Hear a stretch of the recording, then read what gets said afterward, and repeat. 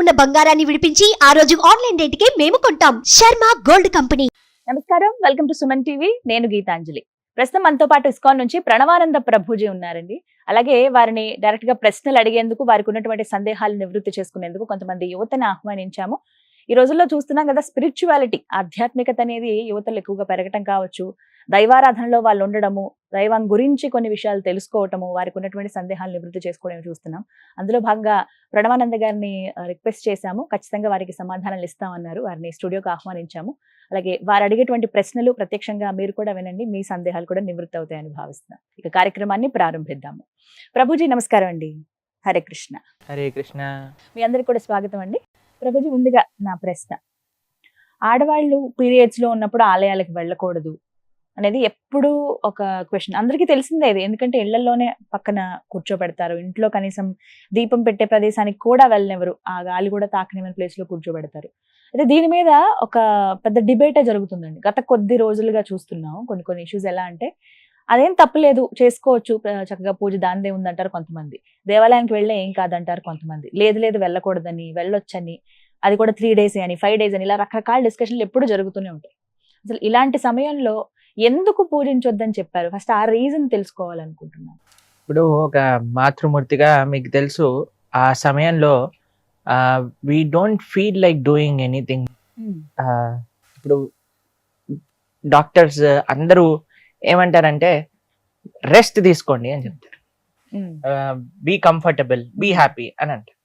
శాస్త్రం కూడా ఒక మాతృమూర్తులకు ఉండే ఆ అవస్థని చూసి వాళ్ళు ఏమన్నారంటే కష్టపడాల్సిన అవసరం లేదు, గుడికి రావాల్సిన అవసరం లేదు, పూజలు పునస్కారాలు అంటే ప్రొద్దున పూట లేవాలి, తల స్నానాలు చేయాలి, తర్వాత మీకు తెలుసు కదా ఎంత శుచి మడి ఇవన్నీ కావాలి, ఇవన్నీ వద్దు, హాయిగా మీరు భగవన్నామం చేసుకోండి. భగవన్నామానికి ఏ అవస్థలో ఉన్నా సరే ఏం పర్వాలేదు. ఇప్పుడు చూడండి, ద్రౌపదీదేవి వస్త్రాభరణాని కోసం కురుసభకి లాగినప్పుడు అదే అవస్థలో ఉండింది. కానీ ఆవిడ హే ద్వారకా నిలయాచ్యుత గోవింద పుండరీకాక్ష అంటే భగవంతుడు రాలేదండి.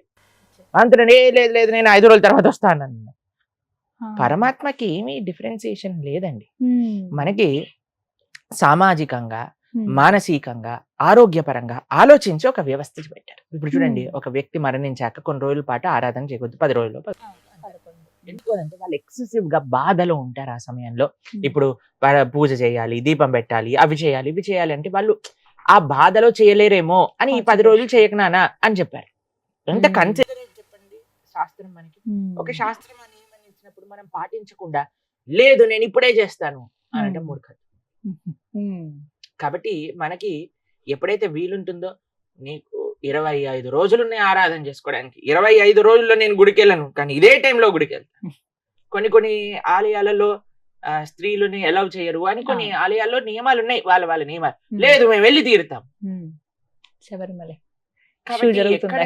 ఎక్కడ మనకి కొన్ని ఆలయాలు ఉన్నాయి, అక్కడ కేవలం స్త్రీలే ఆరాధన చేస్తారు, స్త్రీలకి ఎలౌడ్ ఉంటుంది, పురుషులకి ఎలౌడ్ ఉంటుంది. కొన్ని దగ్గర వ్యవస్థని గౌరవించడం, భక్తి అంటే ఏంటో తెలుసా అండి, శాస్త్రాన్ని గౌరవించడం, వ్యవస్థని గౌరవించడం, ఇది అన్నిటికంటే ముఖ్యంగా మనం తీసుకోవాలి. ఎప్పుడైతే మనం పెద్దల పట్ల నమ్మకం ఉంటుందో, పెద్దలు చెప్పిన మాట ఎప్పుడైనా సరే మనకి మంచిది మనం యాక్సెప్ట్ చేయడం ఫస్ట్ లక్షణం అన్నమాట. కాబట్టి ప్రతిదానికి మనం రెబెల్ అయిపోయి నేను ఇది చేసే తీరుతాను అని అనుకుంటే ఇంకా అలాంటి వాళ్ళని ఎవరు కాదు. కానీ ఆలయంలో కొన్ని వ్యవస్థలు ఉన్నాయి, శుచి, శుభ్రత అవన్నీ ఉంటాయి. వాటన్నింటినీ పాటించుకొని 5 days రెస్ట్ తీసుకొని చక్కగా భగవన్నామం చేసుకుంటూ ప్రవచనం వింటూ ఉండండి, భగవద్గీత భాగవతం వింటూ ఉండండి. భగవన్నామం చెప్పడానికి, ప్రవచనాలు వినడానికి ఎటువంటి ప్రాబ్లం లేదు. చక్కగా 24 గంటలు భగవన్నామ స్మరణ చేసుకోవచ్చు. ఆ సమయంలో చక్కగా ప్రవచనాలు వినటం, దాంట్లో ఎటువంటి ప్రాబ్లం లేదు. 2 విషయాలు చేయకూడదు ఏంటి అంటే భగవంతుడి ఆరాధన, ఆలయానికి వెళ్ళటం. ఈ 2 ఆపేసండి, మిగతా అన్ని చేసుకోండి బ్రహ్మాండం. తెలిసి తెలియకుండా ఒకవేళ ఆలయంలో ఉన్నప్పుడు అలా జరిగింది అనుకోండి, తెలియక చేసిన తప్పుకి అయిపోయింది నువ్వు పదా అని పట్టుకుంటాడండి భగవంతుడు. కృపా స్వరూపం, భక్తవాత్సల్యుడు అండి ఆయన. తెలియక చేయని తప్పుకి ఏమీ ప్రాబ్లం ఉండదు. తెలిసి తప్పు చేయకూడదు, అది గుర్తుపెట్టుకోండి. ఆ సమయంలో కనీసం మీరు దైవనామస్మరణ కూడా చెయ్యొద్దు, ఏ చాంటింగ్స్ గానీ ఏవి చెయ్యొద్దు అని కొంతమంది. భగవన్ నామానికి మంత్రం కాదు, భగవన్ నామానికి ఎటువంటి రూల్స్ కూడా లేవు. హరే కృష్ణ కృష్ణ కృష్ణ హరే హరే, హరే రామ రామ రామ హరే హరే, ఇది షోడసాక్షర నామ్నాం కలి కల్మషనాశనం నాతర పరతరోపాయ సర్వవేదేషు దృశ్యతి. ఈ నామాన్ని మీరు ఎంత చేస్తే అంత మంచిది, బ్రహ్మాండంగా చేసుకోవచ్చు, ఎటువంటి ప్రాబ్లం లేదు. కాబట్టి శాస్త్ర మన ధర్మము వాజ్ జస్ట్ కన్సిడరేట్. కాబట్టి ఆ శాస్త్రాన్ని ఇచ్చిన ఆ వాక్కుని మనం గౌరవిస్తూ మనం ఆలయానికి, భగవత్ సేవకి, భగవత్ ప్రత్యక్ష ఆరాధనకి దూరంగా ఉండి భగవన్ నామస్మరణకి, భగవంతుడు చెప్పిన చక్కటి ప్రవచనాలు వినటంలో ఎటువంటి ప్రాబ్లం లేదు. చక్కగా వివరించారు ప్రభుజీ. మరి కొందరు ప్రశ్నలు అడిగేందుకు సిద్ధంగా ఉన్నారు. ముందుగా మీ పేరు, ఎక్కడి నుంచి వచ్చారు, మీ ప్రశ్న. హరే కృష్ణ గారు, నా పేరు వీర్నాథ్. మేము ఇక్కడ హైదరాబాద్ నుంచి వస్తున్నాం. సో నా ప్రశ్న ఏంటంటే, ఆలయాలకు వెళ్ళినప్పుడు హారతిపల్లెంలో దక్షిణ వేయకపోతే కొంతమంది అర్చకులు తక్కువ చూపుతో చూస్తారు, అంటే మా భక్తుల మనోభావాలు దెబ్బతినేలా చూస్తారు. సో దీని కారణంగా పేదవారు రావడం సంఖ్య తగ్గిపోతూ వస్తుంది. సో దీనికి మీరు ఏం చెప్తారు? నేను ఒక విషయం చెప్తానండి. ఆలయంలో అర్చకత్వం చేయటము, భగవంతుణ్ణి చూసుకోవటం, భగవంతుడికి ప్రొద్దున నుంచి రాత్రి దాకా కైంకర్యములు చేయటం, వచ్చే వందలాది మంది భక్తులకి తీర్థ ప్రసాదాలు ఇవ్వటం, ఆలయంలో ఉండే ఉత్సవాలు చూసుకోవటం ఎంత కఠినమైన విషయం తెలుసా అండి. మనము ఎక్కడికి వెళ్ళినా సరే, ఇప్పుడు ఒక హోటల్కి వెళ్ళారనుకోండి, వాళ్ళు అడక్కకుండా మనం టిప్ పెట్టేసి వస్తాం. హోటల్ వాడు ఎంత డబ్బులు అక్కడ వేస్తే హోటల్లో బేరం ఆడతారా మీరు ఎప్పుడైనా? ఇది 250 రూపాయలు కట్టలేను, 200 కడతానండి అంటారా? లేదండి, మేము టిప్ ఇవ్వకుండా హోటల్ నుంచి వస్తారు చాలా మంది. అదొక ప్రెస్టేజ్ గా, తప్పకుండా నేను ఇంత టిప్ ఇస్తాను, పక్కన వాడు ఇంత ఇస్తే నేను ఇంత ఇస్తాను అని పెట్టేసి వస్తాను. కానీ నాకు అర్థం కాని విషయం ఏంటి అని అంటే, ఎక్కడ డబ్బులు పెట్టడానికి సంకోచించని వాళ్ళు కేవలం ఆలయంలో అర్చకుడికి ఇవ్వడానికి ఎందుకు ప్రాబ్లం? అర్చకుడు ఏదైనా చేసుకోవచ్చండి జీవితంలో. మంచి సాఫ్ట్వేర్ ఉద్యోగం చేయొచ్చు, ఎంతో లెక్చరర్ అవ్వచ్చు, ప్రొఫెసర్ అవ్వచ్చు, ఏదైనా అవ్వచ్చు. అన్నిటినీ వదిలేసి ఒక అర్చకత్వం చేస్తూ, భగవంతుణ్ణి సేవ చేస్తూ, ఒక ఆలయ వ్యవస్థని కాపాడే వ్యక్తికి ఇవ్వటంలో ఏంటండి నష్టం చెప్పండి? అన్ని చోట్ల ఇస్తున్నామే, మనం ఆలయంలో ఎందుకు ఇవ్వద్దు? నిజంగా చెప్పాలి అని అంటే, ఇప్పుడు ఒకళ్ళు చెప్తుంటే మేము విన్నాం, అర్చకులకి ఇప్పుడు పెళ్ళి అవ్వటం చాలా కష్టం అండి. ఎందుకంటే అందరు అంటున్నట్ట, పౌరోహిత్యం చేస్తే మేము పెళ్లి చేసుకోము, మాకు కూడా సాఫ్ట్వేర్ జాబ్ వాళ్ళు కావాలి అని. కాబట్టి ఎంత అన్యాయం చెప్పండి. ఇప్పుడు అర్చకులందరూ కూడా వేరే వేరే జాబులు చేసేస్తున్నారు అనుకోండి, అప్పుడు ఆలయాన్ని చూసుకునేది ఎవరు? మన సనాతన ధర్మం ముందుకెళ్ళేది ఎలా వెళ్తుంది? ఎంతో మంది మేము దక్షిణ భారతదేశంలో మందిరాలకు వెళ్ళినప్పుడు అమెరికాలో పెద్ద పెద్ద జాబులను వదిలేసి సనాతన ధర్మ పరిరక్షణ కోసం ఆలయ వ్యవస్థ నడవాలి అని వాళ్ళ పూర్వీకుల ఆరాధన చేసే ఆలయంలోకి వచ్చి సేవలు చేస్తున్నారు. శ్రీరంగ క్షేత్రంలో మొన్న మేము వెళ్ళినప్పుడు ఇద్దరు అక్కడ తలిగ స్వాములను కలిసామన్నమాట. వాళ్ళకి పెద్ద లక్షల రూపాయలు ఉండే ఒక జాబ్ వదిలేసుకొని వాళ్ళ ఆలయంలో భగవంతుడికి నైవేద్యాలు తయారు చేస్తున్నారు. ఎందుకు? ఆ సేవ కంటిన్యూ అవ్వాలి, మేము చేయకపోతే నెక్స్ట్ జనరేషన్ ఎలా చేస్తుంది అని. కాబట్టి ఫస్ట్ మనం అర్చకులను గౌరవించడం నేర్చుకుందాం. భగవంతుడి పట్ల మనం చూపించే ప్రేమ, మనకుండే గౌరవం, ఫస్ట్ ఆయనని ఆరాధన చేసే వ్యక్తి ద్వారా మనం భగవంతుడి దగ్గరికి వెళ్ళటం నేర్చుకోవాలి. కాబట్టి ఎప్పుడు కూడా చూడండి, ఆయన అవుట్ రైట్ గా మీరు చెప్పినట్టు జనాల్ని కోపం చేయకూడదు, అది కూడా మంచి విషయం కాదు. కానీ మనమే ప్రేమతో ఆ అర్చకుడికి ఇచ్చి దండం పెట్టి, అయ్యా నువ్వు నిరంతరం 24 గంటలు భగవంతుడు సేవ చేస్తున్నావు కదా, నీ ఆశీర్వాదం ఉంచు, నువ్వు బాగుండాలి అని ఒక 10 రూపాయలు మీకు తోచినంత డబ్బులు ఇవ్వటంలో ఏంటండి కష్టం చెప్పండి? మనం అన్నిటికీ ఇవ్వడానికి సిద్ధం అవుతున్నామే. దేనికి ఎవరైనా సరే బయటకు వెళ్ళినప్పుడు మనం దేనైనా చెప్తున్నావా? సినిమా టికెట్ వాడికి చెప్తున్నావా? లేదు, వాడు ఎంత ప్రైస్ చెప్తే వాడు. హోటల్ వాడికి చెప్తున్నావా? ఎంత ప్రైస్ చెప్తే వాడు. అన్ని చోట్ల ఉంటుంది. కానీ ఆలయానికి వచ్చేసరికి ఎందుకు అందరూ ఆలోచిస్తారో నాకు అర్థం కాదు. కాబట్టి మేము ఎక్కడికి వెళ్ళినా సరే, మీకు ఒక విషయం చెప్తాను, మేము ఎక్కడికి వెళ్ళినా సరే, ఏ ఆలయంలో దర్శనం చేసుకున్నా సరే, నిజంగా చెప్పాలంటే మాకు జేబులు లేవు, డబ్బులు ఉండవు, అయినా సరే మా పక్కనుండే మాతో పాటు వచ్చే భక్తులు నేను అడిగి మేము ఆ అర్చకుడి యొక్క చేతిలో పెట్టి వాళ్ళ ఆశీర్వచనం స్వీకరిస్తాను తప్పకుండా. కాబట్టి అది మంచి పద్ధతి. ఆలయ వ్యవస్థ నడవాలి, ఆలయ వ్యవస్థలో భగవంతుడి యొక్క సేవ నడవాలి అని అంటే ఇవ్వటంలో ఎటువంటి తప్పైతే నాకు కనిపించదండి. మీరేమంటారు? సంతోషం. Right, okay. మరొక ప్రశ్న. పేరు సూర్య, నేను ఏలూరు జిల్లా నుంచి వచ్చాను. మనం ఎదుటివారితో స్నేహం చేయాలంటే అతను మంచివాడో చెడ్డవాడని ఎలా తెలుసుకోవాలి? చాలా మంచి ప్రశ్న. Qualities. Friend in need is a friend in deed అని అంటారు. ఇప్పుడు చూడండి, మనకేమనిపిస్తుందంటే ఫ్రెండ్షిప్లో మనం ఏం చేసినా నువ్వే తోపురా, నువ్వే హీరోరా, నువ్వేది కావాలంటే అది చేయరా అని మనల్ని ఇచ్చేసే వాళ్ళే మనకి నిజమైన ఫ్రెండ్ అని అనిపిస్తుందండి. అది నిజమైన ఫ్రెండ్షిప్ కాదు. నిజమైన ఫ్రెండ్షిప్ అంటే మనం తప్పు చేస్తుంటే అవుట్ రైట్గా నువ్వు తప్పు చేస్తున్నావు, ఇది చేయకూడదు అని ఎవరైనా చెప్పారనుకోండి, వాడు నిజమైన శ్రేయోభిలాషిగా మనం అర్థం చేసుకోవాలి. ఎవరైనా అన్నారనుకోండి, ఏయ్ నువ్వు సిగరెట్ తాగావా, రేయ్ తాగురా, అప్పుడే నువ్వు మొగాడు అయితే సిగరెట్ తాగు అని అన్నారనుకోండి, వాడు నీ ఫ్రెండ్ కాదు. ఎవరైతే మనం తప్పుడు అలవాట్ల నుంచి మనల్ని బయటపడేస్తారో, ఎవరైతే మనం తప్పు చేస్తుంటే మనల్ని సంస్కరిస్తారో, ఎవరైతే నిక్కచ్చుగా, ఇప్పుడు చూడండి చాలాసార్లు ఏమవుతుంది అని అంటే, ఎవరి దగ్గర అయితే డబ్బులు ఉంటారో వాళ్ళ దగ్గర అందరు వ్యక్తులు ఉంటారు. మనం చిన్నప్పుడు ఒక నీతి పద్యంలో చదువుకుంటాం కదా, ఏ బావిలో అయితే నీళ్లు ఉంటాయి అక్కడే కప్పలన్నీ ఉంటాయి. ఒకసారి బావి ఎండిపోయింది అనుకోండి, కప్పలని వేరే దగ్గరికి వెళ్ళిపోతాయి. మనం చూడాల్సింది ఏంటి అంటే, నా కోసం వస్తున్నారా, నా దగ్గర ఉండే వస్తువుల కోసం వస్తున్నారా అని చాలా ఈజీగా తెలిసిపోతుందండి.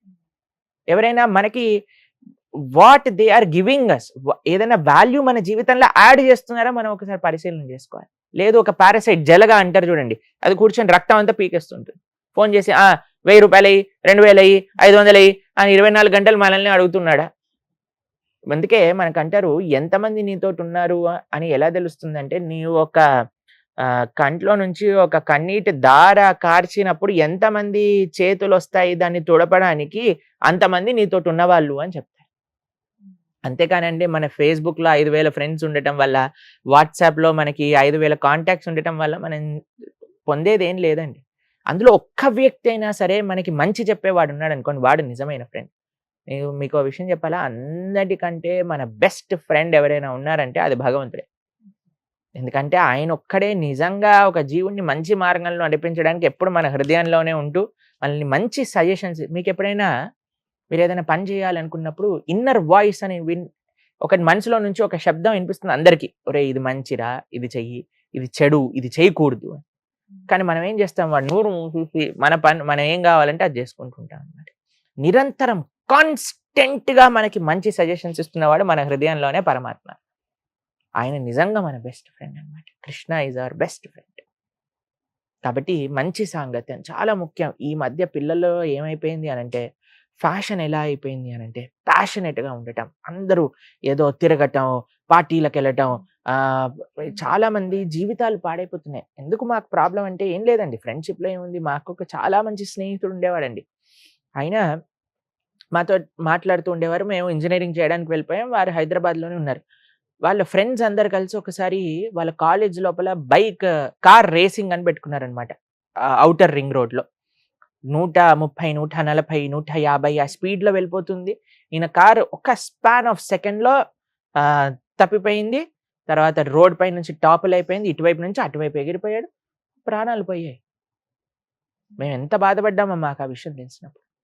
అంటే ఒక ఏజ్లో ఉన్నప్పుడు అండి ఆ ఫ్రెండ్షిప్, ఆ ప్యాషన్ మనల్ని క్యారీ అవే చేసేస్తుంది అనమాట.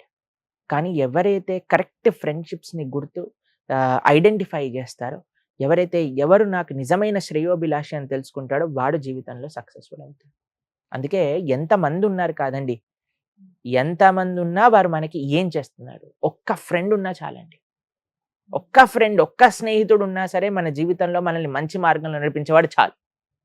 We are not worried about quantity, ఇంతమంది ఉన్నారు అంతమంది ఎవరికి చూపించుకుంటామండి, అందరు మనల్ని పాడు చేస్తూ ఉంటే. కాబట్టి ఒక్క మిత్రుడు ఉన్నా సరే మంచివాడు ఉండాలి చాలు. ఈ గుణాలు చూసి సెలెక్ట్ చేసుకోవాలి. క్లారిఫై అయిందా? రైట్, మరొక ప్రశ్న. నమస్తే స్వామి, నా పేరు చైతన్య. నేను కల్కి మూవీ చూసాను. అందులో అశ్వత్థామ యుగాల దాటి బతికి ఉన్నాడు కదా, కృష్ణ పరమాత్మ వెళ్ళిపోయారు, ఆయన ఇంకా బతికే ఉన్నాడు కదా, ఆయన కృష్ణుడి కన్నా గొప్పవారా? అంటే మనకి చిరంజీవులు అని మనం వింటూ ఉంటాం కదా, కొన్నిసార్లు మీరు ఉంటే సప్త చిరంజీవులు అంటారు, తర్వాత అమరులు అని అంటారు, దేవతల్ని అమరులు అంటారు, మరణం లేని వాళ్ళు అని అంటుంటారు. కొన్నిసార్లు మానవుణ్ణి మృత్యలోకానికి చెందినవాడు అని అంటారు. మానవుడికి మరణం ఉంది, దేవతకి మరణం లేదు. ఇంకో విషయం చెప్తాను, మానవుడికి మరణం ఉంటుంది, పుట్టిన ప్రతివాడు చావక తప్పదు. దేవతల సంగతి ఏంటి, వాళ్ళు స్వర్గంలో ఈ అమృతాన్ని తాగుతూ ఉంటారు కదా, మరి వాళ్ళకి మరణం లేదా అని అంటే దేవతలు కూడా మరణించాలి.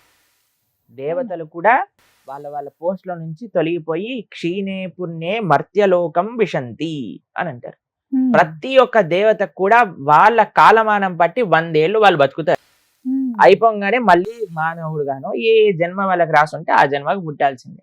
చిరంజీవుల సమయం ఏంటి అని అంటే చిరంజీవులు ప్రళయం అయ్యేంత వరకు బ్రతికుంటారు. ప్రళయంలో వాళ్ళు కూడా వెళ్ళిపోతారు. ఎప్పటికీ మరణం లేకుండా ఉండే వ్యక్తి భగవంతుడు మాత్రమే. గజేంద్రుడు అందుకే లోకంబులు లోకేశలు తెగిన తుది అలోకంబగు పెంచీకటి నవ్వండెవ్వడు ఏకాకృతినై వెలుగుండో అతనినే సేవింతుందంటే. కాబట్టి మనం సేవ చేయాల్సింది కేవలం భగవంతుని మాత్రం, ఇంకెవ్వరిని మనం సేవ చేయాల్సిన అవసరం లేదు. ఎందుకంటే ప్రతి ఒక్కళ్ళు వాళ్ళ వాళ్ళ సమయం బట్టి వెళ్ళిపోవాల్సిందే. మనుషుడు ఇన్ని సంవత్సరాలకు వెళ్ళిపోతే, దేవతలు అన్ని సంవత్సరాలకు వెళ్ళిపోతారు, చిరంజీవులు అన్ని సంవత్సరాలకు వెళ్ళిపోతారు. కేవలం భగవంతుడు, భగవంతుడి యొక్క లోకంలో ఉండే పార్షదులు మాత్రమే శాశ్వతం, ఇంకెవ్వరు శాశ్వతం కాదు. కాబట్టి ఇందాక మీరు అన్నట్టుగా కృష్ణుడు వెళ్ళిపోయాడు, అశ్వత్థామ ఉన్నాడు అని అంటే ఏం లాభం? కృష్ణుడు వెళ్ళిపోయింది ఏదో శరీరాన్ని విడిచిపెట్టలేదు. కృష్ణో స్వదాగోపగతే అని అంటుంది భాగవతం. ఆయన స్వలోకానికి, ఆయన గోలోకానికి చేరుకున్నారనమాట. కాబట్టి అశ్వత్థామ ఉన్నాడు, ఆయన సరే వెళ్ళిపోవాల్సిందే. అశ్వత్థామ చేసిన పనులు ఏంటో తెలుసా అండి మీకు? ఎంత అన్యాయమైన పని చేశాడో తెలుసా అశ్వత్థామ? కురుక్షేత్ర యుద్ధంలో అంత అయిపోయాక ఆయన ఒక టెంట్ లో ఉన్నాడు అనమాట. సాయంత్రం పూట టెంట్ లో ఉంటే ఇలా చూస్తూ ఉన్నాడు. ఒక చెట్టు పైన ఒక పెద్ద పక్షి వచ్చి, చిన్న చిన్న పక్షులు ఉన్నాయన్నమాట, చీకటి సమయంలో తినేసింది. తినేయంగానే వీడు అనుకున్నాడు, ఇది నాకు ఒక డివైన్ ఇంటర్వెన్షన్ నా జీవితంలో, నేను కూడా యుద్ధ నీతి ఏంటంటే సూర్యాస్తమయం అయిపోయాక మళ్ళీ మనం యుద్ధం చేయకూడదు. అయితే ఏం పర్వాలేదు, ఇది నాకు ఒక ఐడియా అని అనిపించి ఏం చేశాడంటే పాండవులు ఉండే ప్రదేశానికి వెళ్ళాడు. వెళ్ళి 5గురు ఇలా పడుకున్నారనమాట. పడుకోగానే వాళ్ళ 5గురు ఒక తలలు తెగ్గొట్టేశారు. తెగ్గొట్టి 5గురు తలలు తీసుకొని దుర్యోధనుడి దగ్గరికి వెళ్తారు. నేను 5గురు పాండవుల్ని చంపేశా అనగానే చాలా ఆనందపడతారు దుర్యోధనుడు. కానీ వీడికి పాండవుల్ని చంపేంత సీన్ లేదు అశ్వత్థామకి. సరే ఒకసారి టెస్ట్ చేస్తాను అని ఒక తలని ఇవ్వమన్నాడు అనమాట. తలని తీసుకొని, ఎటువంటి దుర్యోధనుడు అంటే ఆల్మోస్ట్ శరీరాన్ని విడిచిపెట్టే స్థితిలో ఉన్నాడు, తొడలన్నీ విరిగిపోయి పడిపోయాడు. ఆ కొద్దిపాటి శక్తితో తలని లానంగానే మొత్తం ముక్కలు ముక్కలు అయిపోయింది తల. అప్పుడు చెప్తాడు, ఒరే ఇది పాండవులు కాదురా, పాండవులు పిల్లలైన ఉప పాండవులు, పిల్లల్ని చంపేసేసాడనమాట అశ్వత్థామ. దుర్యోధన లాంటి దుష్టుడు అన్నాడు. కనీసం నేను అనుకున్నా ఈ అందరు పోతే కనీసం ఉప పాండవులు కురు వంశాన్ని ముందుకు తీసుకెళ్లే వాళ్ళైనా బ్రతుకుంటారని, నువ్వు వాళ్ళని కూడా చంపేశావు, ఎంత దుర్మార్గుడివిరా, ఎంత అన్యాయం చేసావురా నువ్వు అన్నట్టు. అయినా సరే ఊడుకోలేదు అశ్వత్థామ. పరీక్షిత అభిమన్యు యొక్క భార్య అయిన ఉత్తర గర్భంలో ఉండే పరీక్షితుడు లాస్ట్ ఎయిర్ అన్నమాట వాళ్ళ యొక్క కుటుంబానికి, కురు వంశానికి. వాడిపైన, కడుపులో ఉండే పిల్లవాడి పైన బ్రహ్మాస్త్రాన్ని వదులుతాడు. అంత దుర్మార్గుడు. కాబట్టి కానీ ద్రౌపదీదేవి పరమ భాగవతోత్తమరాలు కాబట్టి క్షమించేసేయి అని చెప్పగా కృష్ణుడు ఆయన పైన ఉండే మణిని తీసేసి, మెల్టింగ్ ఫార్మ్ తెలుసు కదా మీకు, అశ్వత్థామ మెల్ట్ అయిపోతూ ఉంటారనమాట శరీరం. అయినా సరే ఆయనకి ఇంతకు ముందు ఉన్న వరం చేత ఆయన తిరుగుతూ ఉంటారు అలా. కాబట్టి చిరంజీవి అవ్వటం పెద్ద గొప్ప విషయం ఏం కాదండి. మీకు ఒక విషయం చెప్తాను. శాస్త్రంలో ఒక లోమస మహర్షి అని ఒకళ్ళ గురించి చెప్తారు. ఆయన ఎటువంటి కుటీరం ఉండేది కాదట. ఎప్పుడు కూడా అరణ్యంలో తిరుగుతూ ఉండేవారట, జపం చేసుకుంటూ భగవన్నామని. అయితే అందరు ఋషులు మునులు అడిగేవాళ్ళట, అయ్యా నువ్వు కుటీరం కట్టుకోవచ్చు కదా, ఆశ్రమంలో ఉండొచ్చు కదా అంటే నాకు టైం లేదు అనేవాళ్ళట. అందరు ఆశ్చర్యపోయేవాళ్ళట, ఈయనకు టైం లేదా, ఈయనకు టైం లేదా. ఏంటో తెలుసా అండి ఆయనకు ఉండే వరం, ఒక్క బ్రహ్మగారి సమయం. బ్రహ్మగారు కొన్ని కోట్ల సంవత్సరాలు బ్రతుకుతారు. ఆయన 100 ఏళ్ళు అవ్వాలి అంటే కొన్ని కోట్ల సంవత్సరాలు పడుతుంది. అటువంటి బ్రహ్మగారు ఒక్కళ్ళు పోతే ఆయన శరీరంలో ఉండే ఒక్క వెంట్రుక పడిపోతుంది. లోమస మహర్షికి ఉన్న వరం ఏంటి అంటే శరీరం పైన ఉండే అన్ని వెంట్రుకలు పోతే కానీ ఆయన పోడనమాట. అలాంటి వ్యక్తి అంటున్నారంటే నాకు సమయం లేదు అని అంటే మనం మాత్రం తర్వాత చేస్తాం, ఎల్లుండి చేద్దాం, అవతల ఎల్లుండి చేద్దాం అంటే. చూడండి ఎంత విచిత్రమో, చూడండి మనుషులకి ఎంత విచిత్రం. అటువంటి వ్యక్తి భగవంతుడికి పూర్తి శరణాగతుడై ఎప్పుడు నిరంతరం భగవన్నామ స్మరణ చేస్తుంటాడు. కాబట్టి చిరంజీవి కేవలం చిరంజీవి అవ్వటం వల్ల గొప్ప విషయం కాదు, భగవంతుని ఆశ్రయించడంలో, భగవంతుడి యొక్క సేవ చేసుకోవటంలో నిజమైన అస్తిత్వం ఉన్నది. అరే మరొక ప్రశ్న. నా పేరు వెంకటేశ్వర, నేను భీమవరం నుంచి వచ్చాను. ఇప్పుడు ఎవరైనా చనిపోతే ఇక్కడ భగవద్గీత పెడతారు కదా, అది ఎందుకు? చనిపోయిన వాడికి భగవద్గీత కాదు, వీడు ఎలానో పోయాడు మీరైనా బాగుపడండి రా అని భగవద్గీత వినిపిస్తున్నారండి. యాక్చువల్గా శాస్త్రంలో ఏం చెప్పారంటే చనిపోయిన వ్యక్తి దగ్గర గరుడ పురాణము, దాని తర్వాత అంటే చనిపోయిన సమయంలో ఆ 10 రోజులు 11 రోజులు 13 రోజులు ఒక్కొక్క ఉంటుంది. వ్యవస్థ బట్టి అయితే వాళ్ళకి ఏం చెప్తారు అని అంటే ఆ సమయంలో భగవద్గీతను వినిపించాలి, గరుడ పురాణాన్ని వినిపించాలి, భాగవతాన్ని వినిపించాలి అని చెప్తూ ఉంటారు. ఎందుకు అని అంటే చనిపోయిన వాడు ఎలానో పోయాడండి, కానీ అక్కడికి వచ్చినప్పుడు ఆ వ్యక్తులందరూ కూడా ఈయన ఎలాగనో పోయాడు, జీవితాన్ని మార్చుకోలేదు, కనీసం మీరైనా బాగుపడండి, మీకైనా ఒక మంచి మార్గాన్ని చూపించడానికి అప్పుడు చెప్తారండి. ఇప్పుడు ఏం చేసేసారంటే ఆ చనిపోయిన వ్యక్తిని తీసుకెళ్లే బండిలో భగవద్గీత ఆన్ చేసేస్తారు, అంతే, ఇంకెవ్వరు వినరు. వాళ్ళు ఏదో వీళ్ళ లోకంలో వీళ్ళు ఉంటారు, ఆ భగవద్గీత అలా అలా వెళ్ళిపోతూ ఉంటుంది శ్లోకాలు. భగవద్గీత శ్లోకాలు చెప్పడం ముఖ్యం కాదు, భగవద్గీత ప్రవచింపచేయాలి. ఎందుకు భగవద్గీత అని అంటే మీరు చూడండి, ఒక మషిన్ కొన్నా, ఒక ఫోన్ కొన్నా, ఒక వాచ్ కొన్నా, ఒక ల్యాప్టాప్ కొన్నా, ఏది ఒక గ్రైండర్ కొన్నా, ఓవెన్ కొన్నా, ఏది కొన్నా సరే దాంతోపాటు ఒక మాన్యువల్ వస్తుంది. మాన్యువల్ చూసామనుకోండి ఆ మషిన్ ఆపరేట్ చేయడం చాలా ఈజీ అనమాట. మొన్నే మేము ఒక డివైస్ తో చాలా స్ట్రగుల్ అయ్యాము, ఏం చేయాలి ఎలా పెట్టాలి ఏం అర్థం కావట్లేదు. ఎప్పుడైతే మాన్యువల్ చూసామో చాలా ఈజీగా తెలిసిపోయింది ఎలా చేయాలి అని. అలానే మన మానవ శరీరం కూడా ఒక యంత్రం లాంటిదే, ఆ యంత్రం ఎలా యూజ్ చేయాలో చెప్పింది భగవద్గీతలో. మానవ శరీరానికి ఒక మాన్యువలే భగవద్గీత. ఈ వ్యక్తి ఎలానో పోయాడు, బాగుపడలేదు, కనీసం వచ్చిన వారైనా వింటారేమో. ఎందుకంటే అండి ఒక వ్యక్తి చనిపోయినప్పుడు ఆయన వ్యక్తిని కాల్చేటప్పుడు అందరికీ ఒక రకమైన వైరాగ్యం కలుగుతుంది. చూసారా ఈయన ఇంత సంపాదించాడు, ఏమి తీసుకెళ్ళలేదు, ఏమి పట్టుకొని వెళ్ళలేకపోయాడు, అన్నిటిని ఇక్కడే వదిలేశాడు, కనీసం బట్టలు కూడా ఉండవండి, అలా కాల్చేస్తాడు వ్యక్తిని. కాబట్టి ఏది మనతోటి రాదు, తల్లి గర్భం నుండి ధనము తేడెవ్వడు, వెళ్ళిపోయేడి నాడి వెంటరాడు.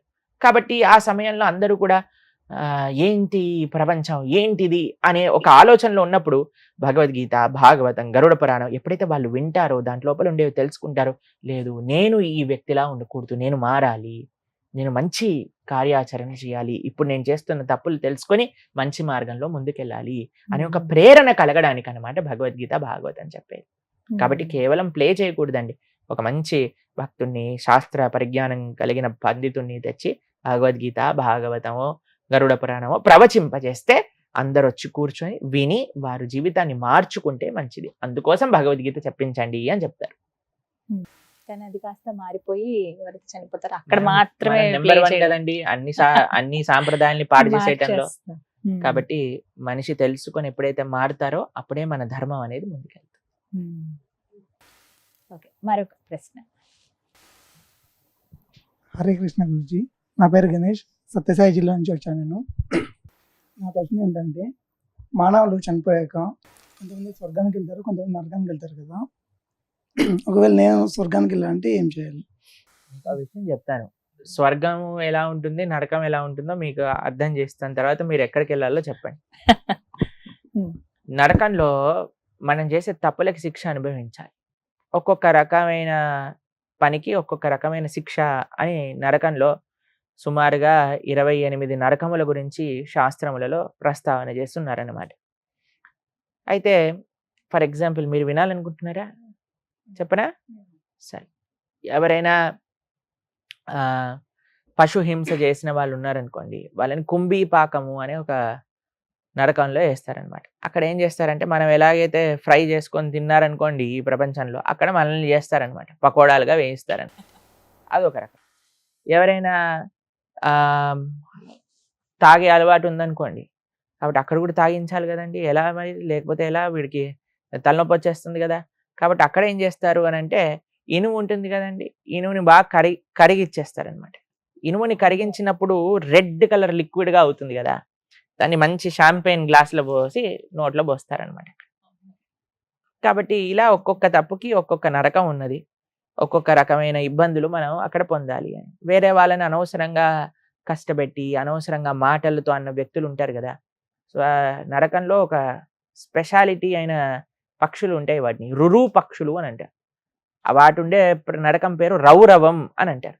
ఆ నరకంలో ఏం చేస్తాయంటే ఒక పెద్ద ప్లాట్ఫామ్ ఉంటుంది, ఉండదు ఆ ప్లాట్ఫామ్లో, మనిషి మాత్రమే ఉంటాడనమాట. పైనుంచి రురు పక్షులు వచ్చి వాటికి ముక్కు ఇక్కడ నుంచి అక్కడ దాకా ఉంటుంది.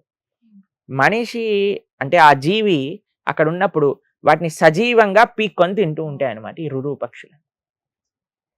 అలా ఇది ట్రైలర్ మాత్రమే, సినిమా అక్కడికి వెళ్తే తెలుస్తుంది అనమాట ఏంటి అని. కాబట్టి ఇలా చాలా నరకాలు ఉంటాయి. ఇది నరకం యొక్క ప్రస్తావన. స్వర్గం ఎలా ఉంటుందో చెప్తాను.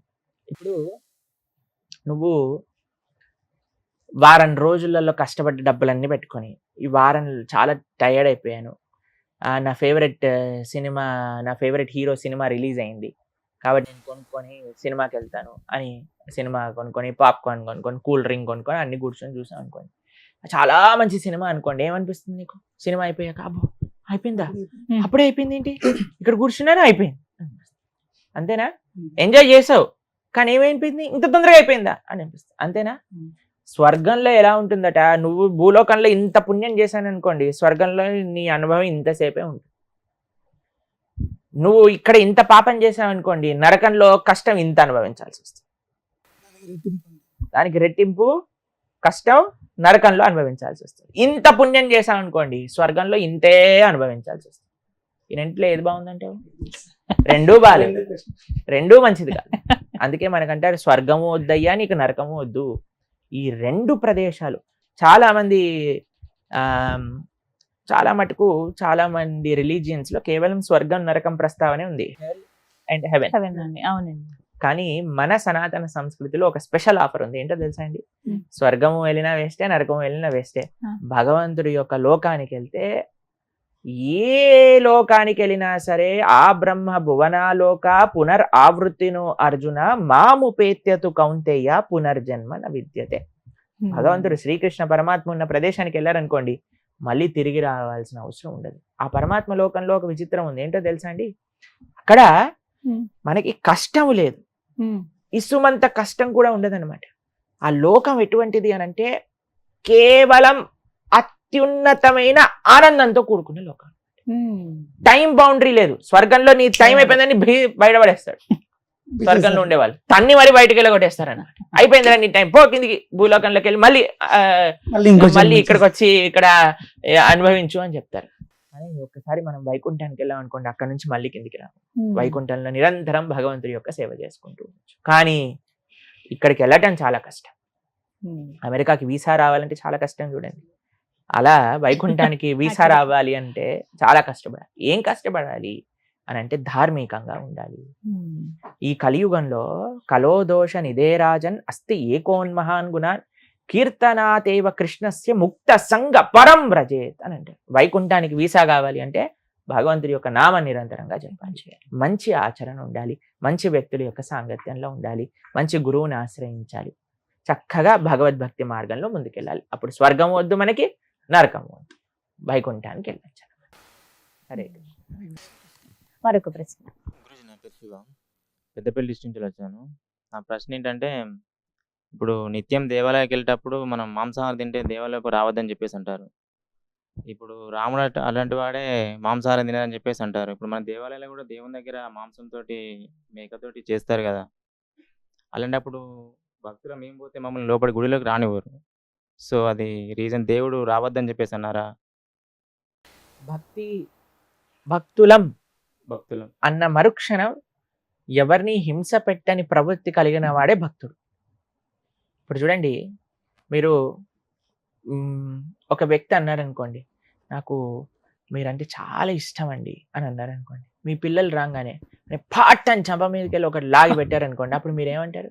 ఓ నా భక్తుడు ఇరా నాన్న తండ్రి ఏం పర్వాలేదు అంటారా? ఏమంటారు మీరు? జాగ్రత్తగా ఉండు, నా పిల్లవాడిని నువ్వు నా ఇంట్లో పలకరిస్తున్నావు అంటారు, అంతేనా అండి?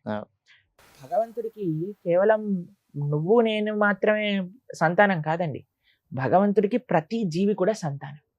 అందరినీ సృష్టించింది భగవంతుడేనా అండి? కాబట్టి ఏ జీవినన్నా మనం హింస చేసినప్పుడు మనం భగవంతుడి యొక్క భక్తుడిగా ఎలా చెప్పుకుంటాం? మనం చెప్పుకోలేం. భక్తి అన్న మరుక్షణం ఏ ప్రాణిని హింస పెట్టము, అది ఫస్ట్ భక్తుడికి ఉండాల్సినది.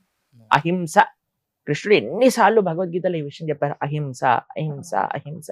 తెలిసి ఎవ్వరికి ఇబ్బంది పెట్టకూడదు, ఇది ముఖ్యమైన విషయం. ఫస్ట్. సెకండ్ది, రాముడు మాంసాహారాన్ని తిన్నాడు. మీకు ఒక విషయం చెప్తాను. రాముడు అయోధ్య నగరంలో అయోధ్య నగరాన్ని విడిచిపెట్టి అరణ్యవాసానికి వెళ్ళేటప్పుడు ఒక ప్రతిజ్ఞ చేస్తారు.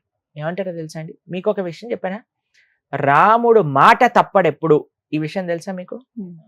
ఆయన ఇచ్చిన మాట, తండ్రి ఇచ్చిన మాట కోసమే ఆయన రాజ్యం వదిలేసి వెళ్ళిపోయాడు. ఎవరిచ్చిన మాట? తండ్రి ఇచ్చిన మాట. ఇంకా ఆయన ప్రతిజ్ఞ చేస్తే ఎలా ఫాలో అవుతాడండి? రామ మాట రామ బాణం ఎప్పుడు వెనకాలకి వెళ్ళదు, అంతే కదండి.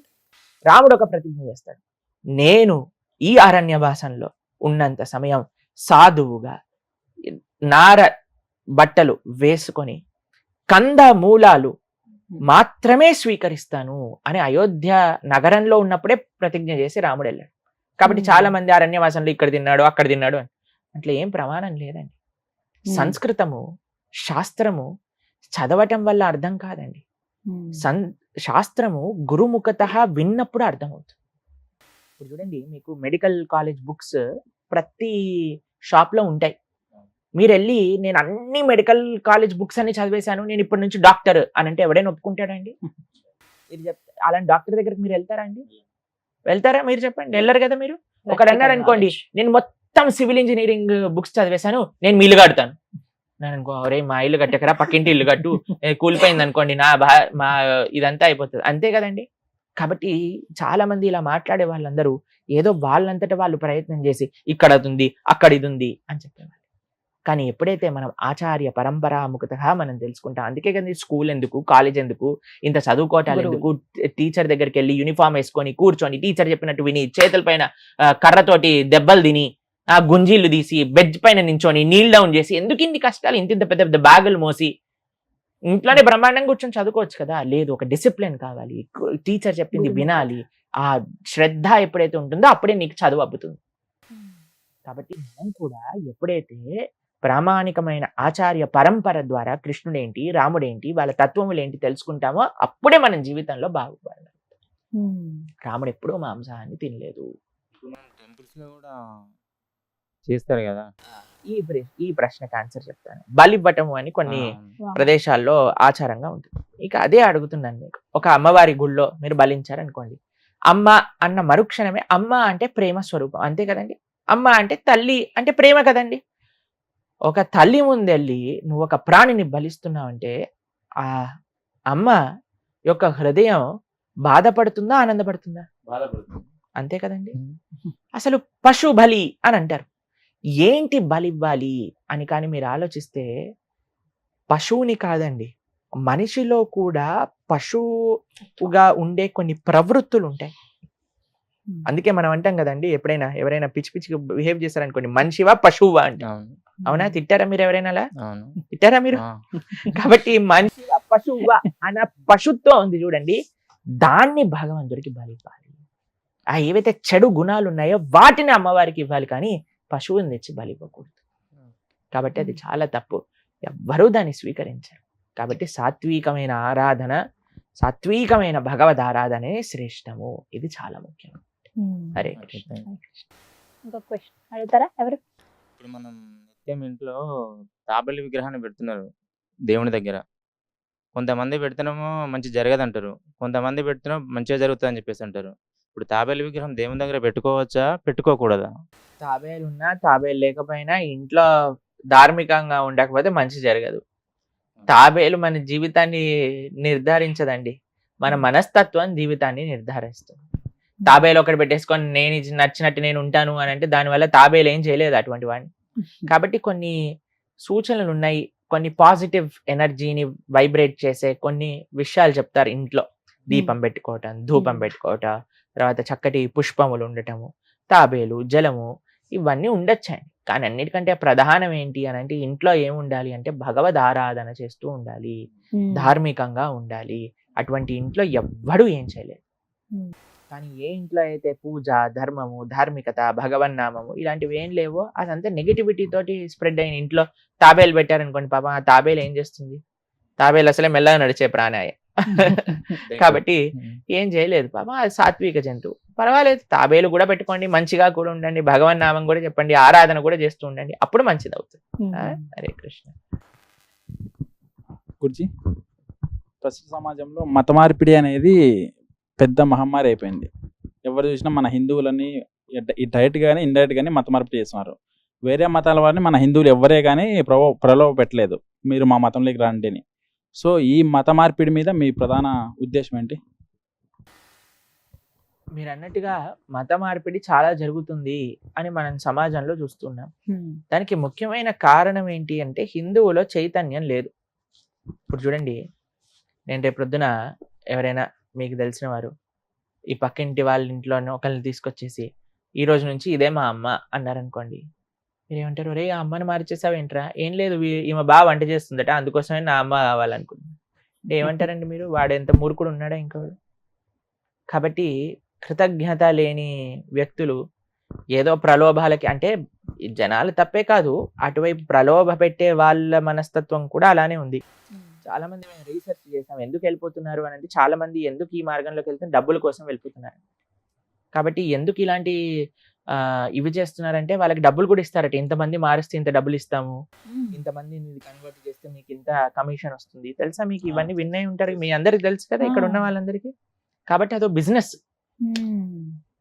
అవుతుంది. ప్లస్ మీకు నిజంగా మారినవాడు వాడి యొక్క మతాన్ని చెప్పుకోలేడు, ఎందుకంటే వాళ్ళకి వచ్చే రిజర్వేషన్స్, వాళ్ళకి వచ్చే పథకాలు అన్ని పోతాయి చెప్పుకుంటా.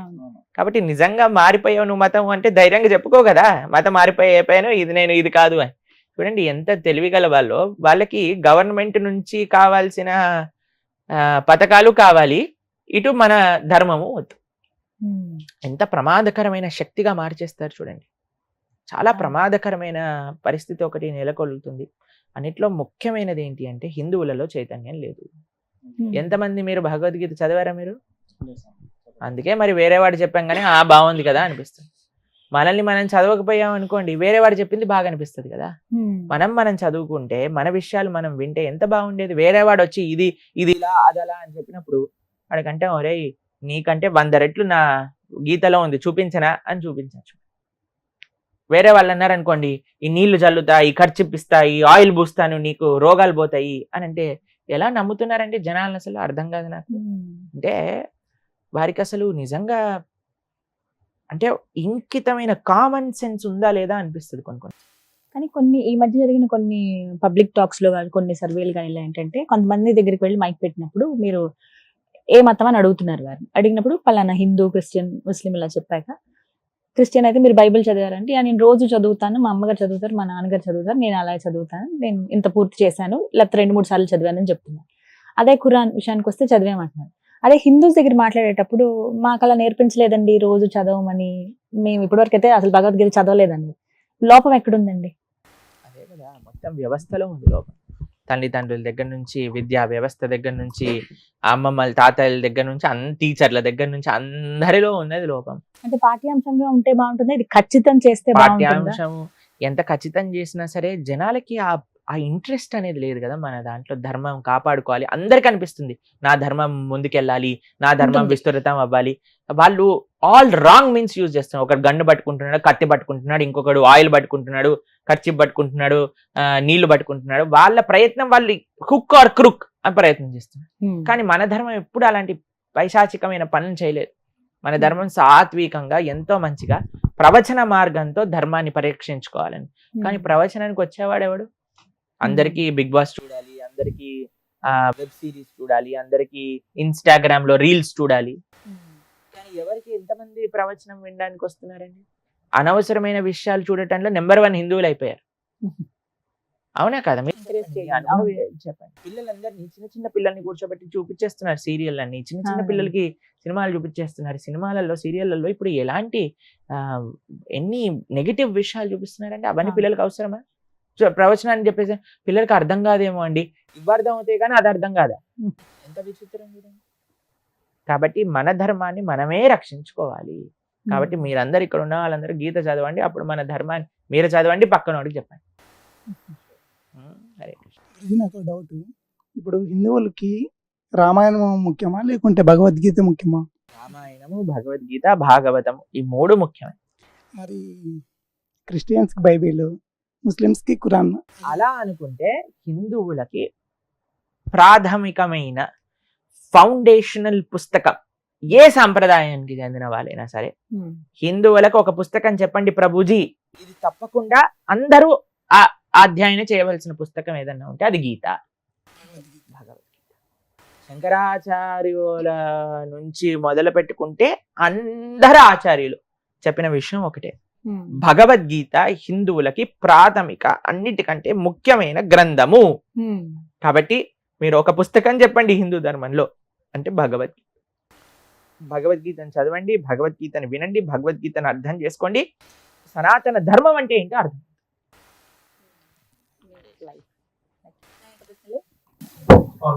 చనిపోయిన ఆత్మ వేరే లోకానికి చేరుతుంది కదా, ఇక్కడ మనం పిండ ప్రదానం చేయడం వల్ల ఆత్మ ఎలాంటి లాభం? ఇక్కడ పిండదానం చేస్తే ఆ వేరే లోకంలో వాళ్ళకి వాళ్ళకి ఎలా ఎట్లా చేరుతుంది చేరుతుంది? అనేది. ఇప్పుడు అమెరికాలో నీ ఫ్రెండ్ ఉన్నాడు అనుకోండి, లేదా మీకు చుట్టం ఉన్నారనుకోండి, ఆయనకి ఇండియన్ కరెన్సీలో డబ్బులు వేస్తే అక్కడ డాలర్లలో ఆయన డ్రా చేసుకుంటున్నాడు కదా. అలానే ఇక్కడ మనం పిండ ప్రదానం చేస్తే ఆ లోకంలో ఆ లోకం కరెన్సీగా మారుతుంది అనమాట. ఎందుకు చేయాలి అని అంటే, ఇప్పుడు ఒక కృతజ్ఞతా భావం, అరే మన తల్లి తండ్రి నన్ను ఇంత పెంచారు కదా, వారికి ఒక మంచి చేయాలి, వారిని గుర్తుంచుకోవటం. సనాతన ధర్మము ఎంతో చాలా విశిష్టం అండి, చాలా విలక్షణమైనది. ఎందుకంటే ఆత్మ యొక్క శ్రేయస్సు ఎక్కడున్నా సరే ఆ ఆత్మ కోసం ఇస్తున్నా. ఆ వ్యక్తి వేరే జన్మలో ఉండొచ్చండి, కానీ పితృదేవతలందరికీ కూడా ఒక హెడ్ ఉంటాడు, ఆర్యమాన్. ఆయన ఏం చేస్తారంటే పిల్లలు చేసే ఆ తర్పణాలు కానీ ఆ కార్యములు కానీ ఆ పుణ్యాన్ని మొత్తం కూడా తీసుకుని ఒక బ్యాంక్ లో పెట్టుకుంటారు అనమాట. మళ్ళీ ఈ జీవుడు వచ్చేసరికి ఈ పుణ్యాన్ని యాడ్ చేస్తారు దాంట్లో. యాడ్ చేసి అప్పుడు వాళ్ళు క్యాలిక్యులేట్ చేస్తారు, ఎన్ని రోజులు నరకంలో ఉండాలి, ఎన్ని రోజులు స్వర్గంలో ఉండాలి, ఎన్ని రోజులు ఇక్కడ బాధలు అనుభవించాలి. కానీ మనం ఎప్పుడు కూడా మన తల్లిదండ్రుల్ని తలుచుకుంటూ మంచి భగవద్భక్తిపరమైన కార్యములు చేస్తూ మంచి ధార్మికమైన కార్యక్రమాలు. చాలా మంది ఏం చేస్తారంటే చనిపోయిన వాళ్ళకి పూజ చేస్తూ ఉంటారు. చనిపోయిన వాళ్ళకి పూజ చేయాల్సిన అవసరం లేదు. చనిపోయిన వారి తరపున మనం భగవంతుడికి, అయ్యా నేను మా అమ్మగారి తరపున నాన్నగారి తరపున నీకు ఈ ఆరాధన చేస్తున్నా, దీంట్లో ఉండే నువ్వు వాళ్ళ యొక్క ఆత్మలకి శాంతిని చేకూర్చుగాక, వారిని మంచి సద్గతులు పొందేటట్టుగా దీవించుగాక, వారి తరపున యాజ్ అ రిప్రజెంటేటివ్ మనం చేయాల్సిన అవసరం ఉన్నదన్నమాట. కాబట్టి ఇది చాలా ముఖ్యం. కాబట్టి మనం ఏదైతే మన పితృదేవతల కోసం, ముఖ్యంగా తల్లిదండ్రుల కోసం కానీ పూర్వీకుల కోసం కానీ ఎప్పుడు ధార్మికంగా ఉండాలి, మంచి పనులు చేస్తూ ఉండాలి. మనం ఏ మంచి పని చేసినా ఏ దైవ కార్యం చేసినా సరే వాళ్ళని తలుచుకుంటూ చేయాలన్నమాట. అది way of showing our gratitude to them. ఇది మర్చిపోకూడదు. చాలా మంది ఇప్పుడు ఏమంటున్నారు తెలుసా అండి, తల్లిదండ్రులు మేము అంతిమ సంస్కారాలు కూడా చేయము, ఆర్గన్ డొనేషన్ చేసేస్తాము పడేస్తాము అని. ఎందుకంటే వాళ్ళకి ఆ నమ్మకాలు లేదు. చాలా మంది తల్లిదండ్రులు వాపోతూ ఉంటారన్నమాట. కానీ సనాతన ధర్మంలో చాలా ముఖ్యం తల్లిదండ్రుల్ని గుర్తించుకుంటూ వాళ్ళ కోసం మనం ధార్మికంగా ఉండటము అని. గురుజీ, శ్రీరాముల వారికి ప్రియభక్తుడైన హనుమంతు గారు ఇంకా అక్కడ బతికే ఉన్నారు, హిమాలయం ఉన్నారు, ఇంకా భూమి మీద ఉన్నారు, మనం తలుచుకున్న వెంటనే వస్తారు అనేది ఒకటి ఉంది. సో హనుమంతుల వారు నిజంగానే బతికే ఉన్నారా? రఘునాథ కీర్తనం తత్ర తత్ర కృతమస్తకాంజలిం బాష్పవారి పరిపూర్ణలోచనం మారుతీం నమః రాక్షసాంతకం. ఇక్కడ మనం రామ రామ రామ అన్నా సరే మన పక్కనే వచ్చి హనుమ కూర్చుంటాడు. హనుమ చెప్పింది ఎక్కడ ఎక్కడ ఎత్ర ఎత్ర రఘునాథ కీర్తనం తత్ర తత్ర. అది కూడా మామూలుగా కూర్చోడట. కృత మస్తకాంజలిం, చేతులు జోడించి బాష్పవారి పరిపూర్ణలోచనం, నేత్రం నుంచి రాముడి పట్ల ఉండే ప్రేమను అసురు ధారలుగా కారుతూ కారుతూ, అయ్యో వీళ్ళు రాముడి గురించి మాట్లాడుకుంటున్నాడు, రామనామని చెప్తున్నారు, రామాయణం పఠిస్తున్నారు అనే ప్రేమతో ఉంటాడట హనుమ. కాబట్టి హనుమ ఎప్పటికీ రామనామం ఎంతవరకైతే భూమిపైన ఉంటుందో అంతవరకు హనుమ ఉంటాడు. ఎంతవరకు రామ భక్తులు ఉంటారో అంతవరకు హనుమ ఉంటారు. ఎంతవరకు రామాయణం చదువుతారో అక్కడి వరకు రామచంద్రమూర్తి ఉంటారు అనమాట. హనుమ ఉంటాడు. అందుకే భక్తులందరికీ చాలా మందికి చాలా ప్రియం హనుమ అంటే. ఎందుకు అంటే చాలా యాక్సెసిబుల్ అనమాట, చాలా యాక్సెసిబుల్ ఆయన యొక్క భక్తి. చూడండి హనుమ దగ్గర ఒక స్వరూపం మీరు హనుమని చూస్తారు. ఒక దాంట్లో గద పట్టుకుంటాడు, ఒక చేత్తో సంజీవని పర్వతం పట్టుకుంటాడు, హృదయంలో రామచంద్రమూర్తి సీతమ్మ తల్లి ఉంటారు. ఏమి సూచిస్తున్నారు హనుమ అంటే, ఒక చేతిలో మనకి ధర్మాన్ని సంరక్షించడానికి కావాల్సిన శక్తి ఉండాలి. అది ఎలా వస్తుంది? మనం చేసే ఆధ్యాత్మిక సాధన వల్ల వస్తుంది. తర్వాత ఇంకో చేతిలో ఏమి ఉండాలి? సంజీవని. సంజీవని అంటే ఏంటి? రాముడు హనుమకిచ్చిన సేవ. ప్రతి ఒక్కరికి శక్తి కావాలి, సేవ కావాలి, మూడవది హృదయంలో భక్తి కావాలి. ఈ మూడిటికి ప్రతిరూపమే హనుమ. కాబట్టి హనుమ యొక్క ఆరాధన, హనుమకి ప్రార్థన చేయాలి నిరంతరం. స్వామి నీకున్న భక్తిలో ఒక చిన్న రేణు అంతా మనకు వచ్చినా సరే మన జీవితం తరించిపోతుంది అనమాట. కాబట్టి ఎక్కడెక్కడ హనుమంతుని యాక్సెస్ చేయాలంటే రాముడు భక్తుడిగా మారిపోవటం, అంతే హనుమ వచ్చి మన పక్కన ఉంటాడు. ఇప్పుడు మన రాముడి గురించి మాట్లాడుతుంటే అక్కడెక్కడో ఉండుంటాడు, హనుమకు కూడా నమస్కారం చేసుకోవాలి ఒకసారి. హరే కృష్ణ. కానీ హనుమాన్ అని అనగానే చదువుకునే రోజుల్లో ఎవరో ఒక అతను వెళ్ళి హిమాలయాల దగ్గర ఫోటో తీశారని ఒక ఫోటో బాగా వైరల్ అయిందండి. హనుమంతులు ఇప్పటికీ అలా ఉన్నారు, పుస్తకంలో రామ రామ అని ఇలా చదువుతున్నారు. వారికి హిమాలయాల్లో ఉండటం వల్ల మనకేం వచ్చిందని మన పక్కన ఉన్నారని చెప్తే ఇంకా బాగుంది కదా, హనుమ ఉన్నాడు పక్కన, అది మనం యాక్సెస్ చేయాలని. సులువుగా పిల్లలకి పెద్దలకి అందరికి ఇష్టమే. ఎవరన్నా సరే రాముడు నామని చెప్పేవాడు ప్రతి ఒక్కడు హనుమకి ఫేవరెట్. కొంచెం భయం వేసినా ఫస్ట్ తలుచుకునేది ఆయన్నే కదండి. అంతే కదా. జై హనుమాన్. గురుజీ, త్రేతాయుగంలో రాముడు తండ్రి ఇచ్చిన మాట కోసం వనవాసం వెళ్ళాడు. కానీ ఇప్పుడు చూస్తే కొడుకులు తండ్రిని కాళ్ళతో తన్నేటోళ్ళు ఉన్నారు. అటువంటి వాళ్ళ కొడుకు నుంచి ఇటు మారడానికి కారణం ఏంటి? ఎందుకంటే ఆ తండ్రి రాముడు గురించి పిల్లలకి చెప్పలేదు కాబట్టి. ఎవరైతే పిల్లల్ని రామాయణం చెప్తూ రాముడు ఇలాంటి వాడు, కృష్ణుడు ఇలాంటి వాడు అని చెప్పి పెంచినాం అనుకోండి, మనకి దుస్థితి వచ్చేది కాదు. ఎందుకంటే రామచంద్రమూర్తి తన తండ్రి ఇచ్చిన మాట కోసం జీవితంలో సకల ఆనందాలన్నీ వదిలేసుకొని వెళ్ళిపోయాడు. అన్నయ్య పోతున్నాడు కదా అని లక్ష్మణుడికి ఏం సంబంధం లేదు. పాపం ఈ లిటిగేషన్ లో ఆయన రాలేదు, ఆయన పేరే లేదు ఈ కేసులో. అయినా సరే ఆయనంతటా ఆయన నేను అన్నయ్య ఎక్కడ ఉంటే అక్కడే ఉంటాను అని ఈ ప్రపంచంలో అన్నా తమ్ముళ్ళు ఆస్తి కోసం చంపుకోవడానికి అయినా సిద్ధమయ్యే ఈ ప్రదేశంలో ఈ రోజులలో నాకొద్దంటే నాకొద్దు అని కొట్లాడుకున్నారు రామచంద్రమూర్తి భరతుడు. ఒకళ్ళు వచ్చి భరతుడికి ఇవ్వాలి అంటే నాకొద్దు మా అన్నయ్యది, నేను ఎప్పుడు కూడా మా అన్నయ్య దాసుడినే, మా అన్నయ్యకి ఇవ్వాలి. లేదు లేదు భరత నువ్వు తీసుకో, లేదు లేదు అన్నయ్య నువ్వు తీసుకో. పాపం లక్ష్మణస్వామి వెళ్ళి అమ్మని అడిగాడు. రాముడు అనుకున్నాడు అమ్మకి వెళ్ళి చెప్పు మీ అమ్మ పర్మిషన్ తీసుకొని రా అని. అమ్మ దగ్గరికి వెళ్తే అమ్మ అన్నది, అయ్యా అమ్మ నేను వెళ్ళాలా రాముడితో? అడగటం ఏంటి అసలు, నువ్వు అడగటం తప్పు చేసావు. రాముడితో వెళ్ళాలి అని అడగకూడదు, వెళ్ళిపోవాలి. సరే నువ్వు అడిగావు కదా, నీకు ఇంకో విషయం చెప్తా. అయోధ్య మఠవీం విద్ది రామం దశరథం విద్ది మాం విద్ది జనకాత్మజాం అయోధ్యాం అటవీం విద్ది అని చెప్పింది వాళ్ళమ్మ. ఏమని చెప్పిందో తెలుసా అండి సుమిత్రమ్మ? అయ్యా దశరథ మహారాజుని రాముల్లో చూసుకో, నన్ను సీతమ్మ తల్లిలో చూసుకో, అయోధ్యని అడవిలో చూసుకో, వెంటనే బయలుదేరి రాముడితో అని చెప్పి. ఎంత గొప్ప తల్లి చూడండి. అలా పెంచారు కాబట్టి పిల్లలు అలా అయ్యారు.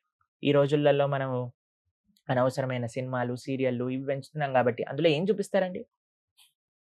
ఏం చూపిస్తున్నారు చెప్పండి? కోడలు అత్తగారిని ఎలా చంపేసింది, అత్తగారు ఎలా బ్రతికారం చూపించుకుంది, తర్వాత ఒకళ్ళ ఇంట్లో 10 మందిని పెట్టి వాళ్ళు ఎలా కొట్లాడుకుంటున్నారు, అది చూస్తే మన పరిస్థితి ఏమవుతుంది చెప్పండి? మనం కూడా అలానే తయారైపోతుంది. కాబట్టి ఏది మనం చూస్తామో, ఏది మనం వింటామో, ఏది మనం మాట్లాడతామో, ఎటువంటి వ్యక్తులతో ఉంటామో అలానే మన ప్రవృత్తి ఉంటుంది. కాబట్టి పిల్లలకి తల్లిదండ్రులకి నేను చేసే సిన్సియర్ చేతులు జోడించి చేసే రిక్వెస్ట్ ఏంటంటే పిల్లలకి రామాయణ భాగవతాదులు చెప్తూ పెంచండి. మీ పిల్లవాడు పెద్దగయ్యాక మీరు ఈ సేవ కానీ చేస్తే అన్నిటికంటే లబ్ధిపోయే వ్యక్తులు ఎవరైనా ఉంటే అది ఫస్ట్ తల్లిదండ్రులే. తల్లిదండ్రులు లబ్ధి పొందడమే కాకుండా ఈ దేశం లబ్ధి పొందుతుంది, ఈ ధర్మం లబ్ధి పొందుతుంది, ఈ సమాజం లబ్ధి. కానీ ఇటువంటి అనవసరమైన ఎక్స్పోజర్స్ పిల్లలకి చేయటం వల్ల వాడు పాడవటం చేత కుటుంబం పాడైపోతుంది, కుటుంబం పాడైపోతే సమాజం పాడైపోతుంది, సమాజం పాడైపోతే దేశం పాడైపోతుంది. కాబట్టి ఎందుకు ఇలా మారుతున్నారు అంటే రాముణ్ణి పక్కన పెట్టాం కాబట్టి ఇలా మారుతుంది. రాముణ్ణి మళ్ళీ ఈ సొసైటీలో ఇంట్రడ్యూస్ చేయండి, ఇటువంటివి ఏవి జరగవు. మీకు ఒక విషయం చెప్తాను, రామాయణం సీరియల్ ప్లే చేసేటప్పుడు క్రైమ్ రేట్ 70% తక్కువ ఉండేదట. ఎందుకంటే అప్పుడు ఇంకే ఛానల్ ఉండేవి కాదు, రామాయణం పెట్టేవారు. ఒక ఊర్లలో రామాయణం పెట్టేసుకుంటే ఊరంతా వచ్చి రామాయణం చూసేది. దొంగలు కూడా చూసేవారేమో, ఏం క్రైమ్ ఉండేది కాదు, అందరూ బ్రహ్మాండంగా రామ రామ రామ అనుకుంటూ ఉండేవారు. కాబట్టి ఏదైనా ఈ ప్రపంచంలో మనం వింటూ ఉంటాం రామరాజ్యం రావాలి, రామరాజ్యం రావాలి అంటే ఏంటి? రామరాజ్యం రావటం ఏంటి అంటే రాముడి యొక్క విలువలు అందరి లోపల ఉండాలి. రామాయణము రాముడి నడిచిన నడక, దాన్ని మనం ఇన్స్పిరేషన్ గా చూసుకొని రాముడు వెనకాల నడవాలి. అంతేనా? అరే ధన్యవాదాలు, మీ విలువైన సమయం ఇచ్చారు. వీళ్ళు అడిగిన ప్రశ్నలన్నిటి కూడా చాలా చక్కగా సమాధానం ఇచ్చారు. మిమ్మల్ని ఒప్పించుంటే క్షమించండి. హరే కృష్ణ. హరే కృష్ణ.